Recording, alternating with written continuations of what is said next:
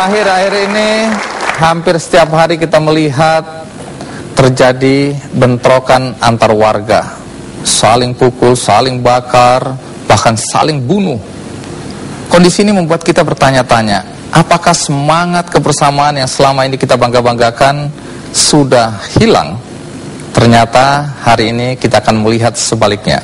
Karena sebagian warga masyarakat, apakah itu di kampung, di kelurahan, di desa, punya semangat kebersamaan yang luar biasa dan mereka mengimplementasikan dengan cara yang unik. Apa yang mereka lakukan? Sebelum saya lanjutkan, kita ikuti dulu video tape berikut ini.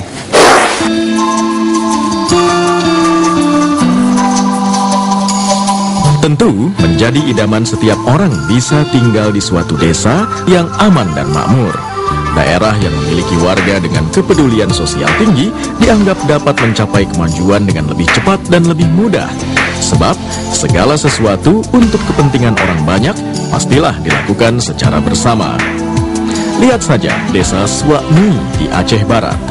Desa yang saat tsunami tahun 2004 telah kehilangan setengah jumlah warganya ini beberapa waktu yang lalu mendeklarasikan sebagai Kampung Partisipatif Anak.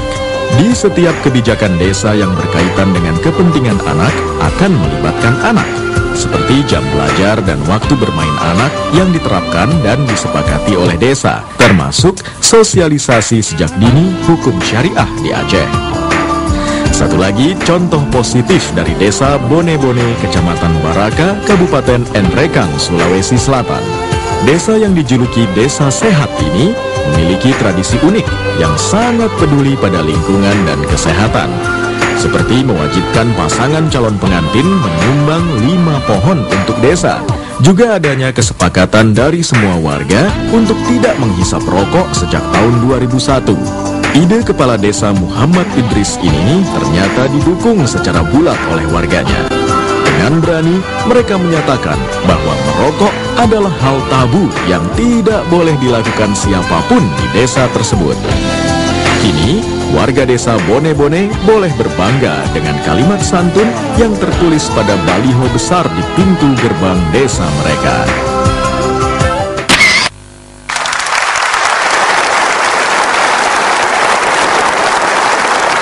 Salah satu desa yang juga berhasil menggalang kebersamaan warganya adalah Desa Gebang Sari di Kebumen, Jawa Tengah. Saat ini bersama saya sudah ada kepala desanya, yaitu Pak Parluji dan istri tercinta ya, Ibu Maharia Tanti. Terima kasih nih udah datang dari Kebumen ya. Boleh tahu, apa benar dulu di warga di Desa Gebang Sari itu kalau buang air besar sembarangan begitu ya? Mayoritas, hampir 80%. 80%. Itu buang airnya di mana kalau boleh tahu? Pekarangan. Pekarangan rumah? Iya. Pekarangan sendiri atau pekarangan orang? Pekarangan orang lainnya bisa, pekarangan sendiri.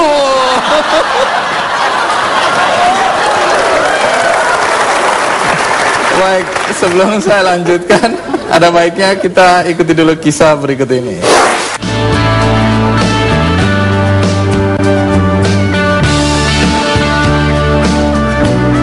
Di tahun 2007, kala itu Lurah Parluji prihatin dengan bau busuk tinja di desa yang dipimpinnya.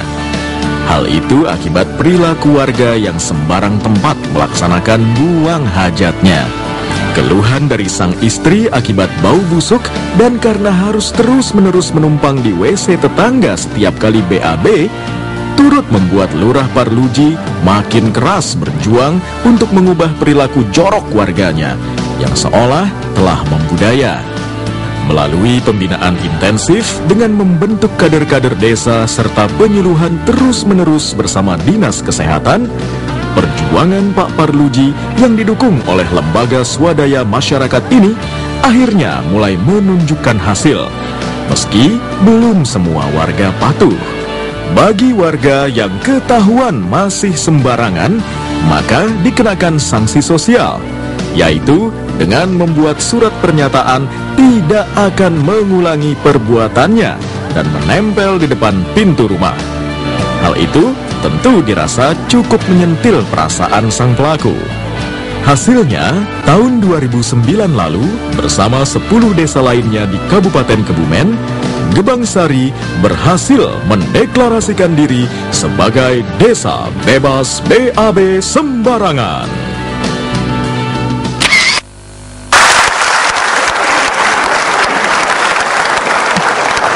Waktu Anda akhirnya bawa istri pulang ke kampung, Iya. apa yang Anda lihat waktu itu? Kaget sekali waktu itu saya mau buang air besar, tanya WC-nya mana Pak? Di situ di bawah pohon bambu. Kok di bawah pohon bambu? Kalau ada ular gimana Pak? Gak ada, katanya gak ada. Lah saya sampai nangis Pak. Stres Sampai ya? nangis ya. Dulu itu berjuang bagaimana caranya kita bisa buat WC Pak. Kalau seperti ini saya nggak bisa hidup di Kebumen. Ini pengalamannya saya alami juga. Tahun 82 saya ke Kebumen, ke rumah teman. Pagi-pagi ketika sakit perut, saya bilang di mana ini tempatnya?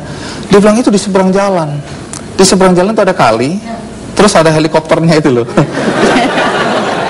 Saya peragakan supaya. Jadi ini kan jalan raya nih, saya harus jongkok begini. Terus ada orang naik sepeda. Halo Pak.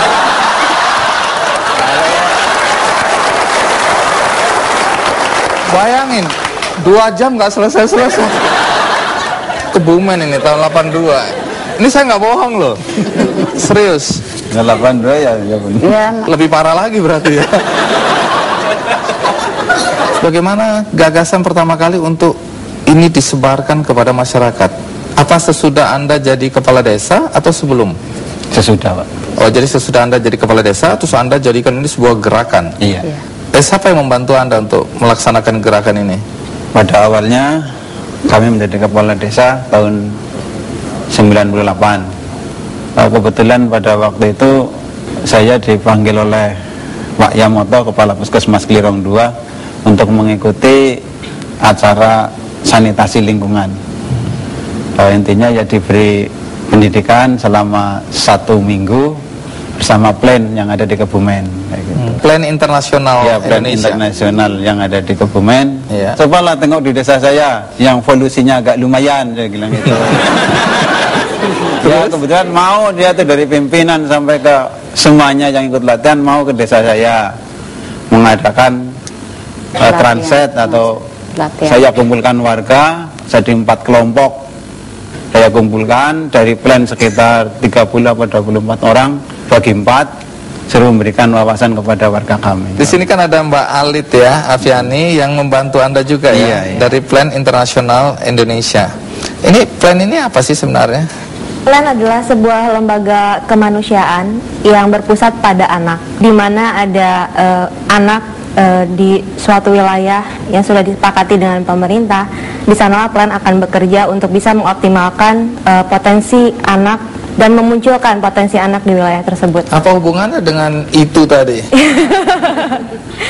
Seperti kita ketahui bahwa anak harus dibantu oleh lingkungan yang baik. Oleh karenanya untuk bisa tumbuh kembang anak dengan baik, maka lingkungannya pun harus mendukung anak. Nah, waktu Mbak Alit ke sana bagaimana situasi yang Anda lihat? Ketika saya keliling ke desa dibantu oleh Ibu Lurah dan Pak Lurah, itu masih bisa kita temukan di mana-mana ada kotoran manusia. Yang kami lakukan adalah melakukan pemicuan di masyarakat dan mencari informasi yang ada di masyarakat. Jadi kalau misalnya pakai yang cemplung atau cubluk, itu mereka anggap sama saja seperti saya pakai sungai. Jadi daripada baunya ada di tempat saya, mending saya pakai sungai saja sehingga baunya bisa hilang, kotorannya Jatuh juga ke hanyut. kampung lain. Iya. Gitu. Kalau Anda sendiri ada yang menolak nggak warga masyarakat waktu itu? Pada waktu itu tidak ada yang menolak, tapi perilakunya ya hampir menolak. Makanya kami membuat tim pada waktu itu. Pas kebetulan kader kesehatan, tokoh masyarakat, tokoh agama beserta kami perangkat sangat mendukung gagasan saya. Jadi masing-masing kader punya ide sendiri-sendiri sehingga ada muncul sistem silang dan sebagainya. Masalahnya kalau tetangga saya yang ngomongin kadang-kadang diam saja. Tapi kada orang lain yang ngomongin yang agak jauh, agak berwibawa, agak malu juga gitu. Intinya orang itu dibuat malu, bagaimana caranya orang itu malu lah jangan buang air besar di sembarang tempat kayak gitu. Lalu dari mana ide untuk buat surat pernyataan yang ditempel di depan pintu itu, dari mana ide itu? Nah, itu dari yang berkepentingan sendiri. Seringnya didatangi oleh kami, oleh tim-tim. Lama-lama mungkin dia itu risik dan sebagainya. Jadi lama-lama dia mungkin dengan sadar atau dengan tidak sadar, nyatanya dia buat pernyataan sendiri kan. Isi surat pernyataan biasanya apa? Intinya akan membuat WC, intinya seperti itu, dan tidak akan buang air besar di sembarang tempat. Nah, bagi orang-orang yang ketahuan atau kepergok masih buang air sembarangan, itu langsung dikasih surat pernyataan ini Tidak atau juga. ada peringatan-peringatan dulu? Tidak. Begitu saya nemuin kan ada sistem intip lah bahasa saya itu. Ini Anda ini berlebihan saya lihat. Ya enggak, memang seharusnya seperti itu sih Pak. Oh, seharusnya seperti itu. Iya. Kalau nggak dibuat malu orang itu tetap biasa-biasa saja, enak aja. Ini saya mencoba membayangkan kalau saya tinggal di Kebumen, di desa Anda gitu ya. Saya pasti senang punya kepala desa seperti ini ya. Iya. Tadi dibilang Anda itu periode pertama kepemimpinan Anda. Berarti Anda sekarang periode kedua. Iya. Jadi Anda dipilih kembali gara-gara WC. Kemungkinan sebagian besar itu mungkin juga. Baik.